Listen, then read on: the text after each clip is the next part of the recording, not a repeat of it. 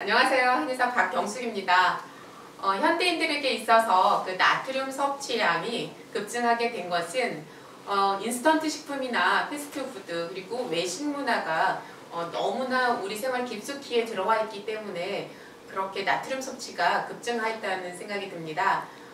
나트륨이라는 것이 특히나 정제된 소금, 그러니까 꽃소금이라든지 맛소금 형태로서 섭취했을 때는 우리 몸에 더 많은 피해를 주게 되는데요.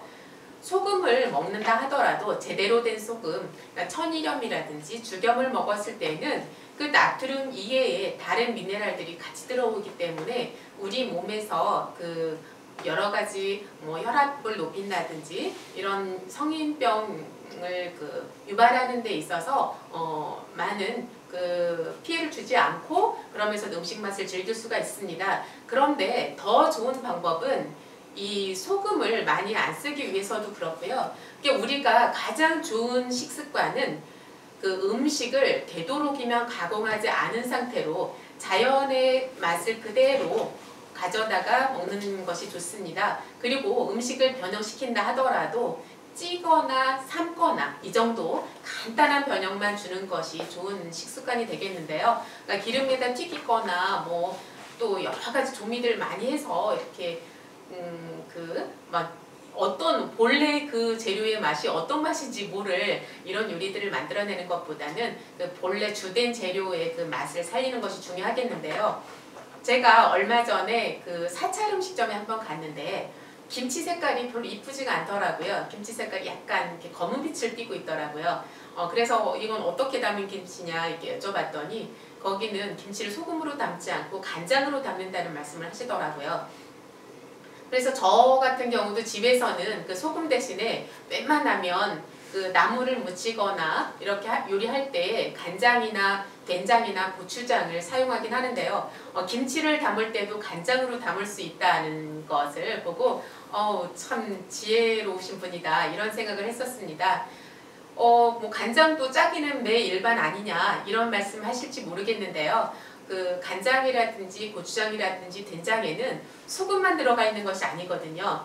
그것들이 발효되면서 그러니까 원래 콩에서 나오는 그런 온갖 미네랄들과 그리고 그 콩 이외에 다른 이제 부재료들이 들어가면서 거기에서 같이 나왔던 영양물들 그리고 그것들이 발효되면서 나온 온갖 효소들 이러한 것들이 우리 몸에 들어가 여러 가지 유익을 주기 때문에 똑같은 그 느낌의 그 짠맛을 준다 하더라도 몸에 들어가서 작용하는 것은 판이하게 다른 게 작용할 수 있습니다. 그래서 집에서 소금을 드실 때는 정제된 소금, 꽃소금이나 맛소금이 아니라 천일염이나 천일염을 구워서 이렇게 빻아서 쓰면 되거든요. 천일염이나 죽염을 사용하시고 그런데 그거보다 더 좋은 방법은 소금보다는 간장이라든지 된장이나 고추장을 조미료로서 이렇게 사용하는 것이 더 좋을 것 같습니다.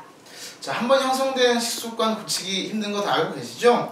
그래서 어려서부터 싱거운 맛에 익숙해지려고 노력을 좀 많이 해야 된다고 합니다. 그와 함께 자연의 담은 착한 밥상에서 소개하는 건강 식단을 꼬박꼬박 꾸준하게 드시면요 올바른 식습관을 들으시는 데 큰 도움이 될 겁니다. 자, 오늘 자연의 담은 착한 밥상 시작을 해보겠고요. 오늘의 주제는 혈액순환에 도움이 되는 밥상인데요. 혈액순환, 피가 잘 통한다는 그런 얘기인데 혹시 우리 몸에 이렇게 피가 잘 통하지 않으면 어떤 증상이 나타나는가요? 네, 그러니까 혈액순환이 잘 되지 않는다는 것은 기회순환이 잘 이루어지지 않는다는 거거든요. 그래서 몸에서 그 혈액순환이 안 돼서 이렇게 손발이 차고 저리고 이런 증상이 나타나시는 것이 가장 대표적인 그 혈액순환 장애의 증상인데요. 이런 분들은 반드시 반드시라고 할 것은 아니겠지만 대부분 그 소화장애가 동반되는 경우도 많고요. 또 두통, 편두통이 심하신 경우도 있겠고요. 그리고 그 여름인데도 발끝이 시려서 양말을 신고 자거나 아니면 발이 따뜻한 곳에 이렇게 들어가고 싶어 하시는 분들이 있어요. 그런 경우도 있겠고요. 그리고 혈액순환이 안 되다 보니까 이렇게 얼굴빛도 별로 좋지 않고 그 얼굴에 노화 현상이 잘 와서 나이보다 이렇게 훨씬 나이 들어 보이는 그런 경우도 있고요.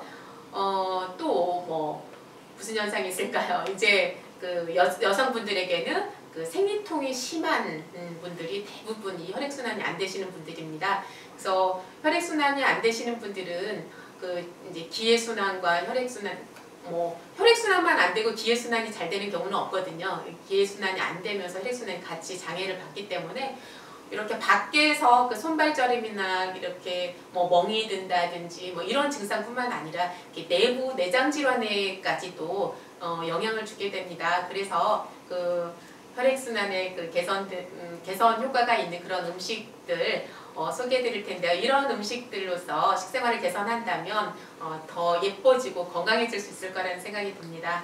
그 혈액순환이 잘 되지 않은 이유가 대체 뭔가요? 아까 제가 앞서 얘기한 이런 짜게 먹는 것도 이유가 되는 건가요? 그렇죠.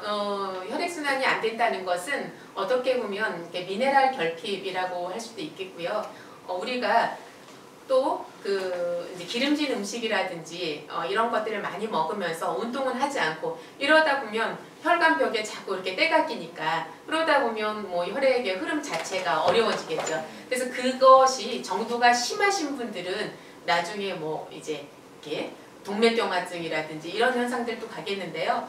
그렇게까지 가지는 않았다 하더라도 이렇게 기름진 음식은 드시고 그 다음에 운동은 안 하시고 이러다 보면은 그 혈액순환 장애를 받게 되고요. 그리고 그 현대인들은 많이 먹는다고는 하지만 실제적으로 영양적인 측면에서는 채소를 먹는다 하더라도 지금 시금치 한 단을 먹어도 예전에 10년 전, 50년 전에 먹었던 시금치의 한 줌하고 다르거든요. 이렇게 식재료 자체에 영양소가 많이 들어있지 않기 때문에 미네랄 결핍증에 빠지기 굉장히 쉽습니다. 제가 최근에 보아온 그 환자분 중에 고등학생인데 한의원에 왔는데 정말 얼굴이 너무 그야말로 백지장처럼 이렇게 하얗다라는 느낌이 들 정도로 제가 지금까지 보아온 얼굴색 중에서 가장 창백한 그런 얼굴색을 하고 있더라고요. 아유 이거 안 되겠다. 이 친구는 정말 위험한 상황이다 싶어서 가서 철분 수치가 얼마나 되는지 헤모글로빈 수치 검사를 좀 해보라고 했는데 정말 놀랄만하게도 5.3인가의 수치가 나오더라고요. 정상인 그 여성들에게 있어서는 정상 수치가 12 이상이 되어야 되는데 절반이 안 되는 거죠. 그러니까 저 같은 경우도 이렇게 출산하면서 이렇게 피가 부족해서 고생한 적이 있었는데 헤모글로빈 수치가 10 이하로 9, 8 이렇게만 떨어져도 자칫 잘못하면 뭐 이렇게 기절하거나 이런 현상이 있을 수도 있고 그래서 수혈을 받아야 된다는 말까지 나오기도 하는데 5.3이라고 했을 때는 정말 심각한 거거든요.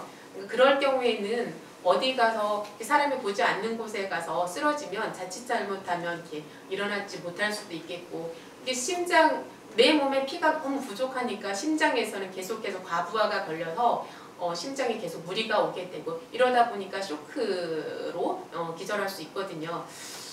그래서 이런 게 왜 왔을까 싶어서 이제 여러 가지로 분석을 했는데 그것이 다름 아닌 그 평소에 식습관, 그러니까 편식이 좀 심하고 과일이라든지 이렇게 채소라든지 이런 것들을 먹기 싫어하는 그런 식습관에서 왔다는 결론에 도달했습니다. 그래서 뭐 탕약이라든지 철분제라든지 이런 것들을 같이 지금은 복용하고 있기는 한데요.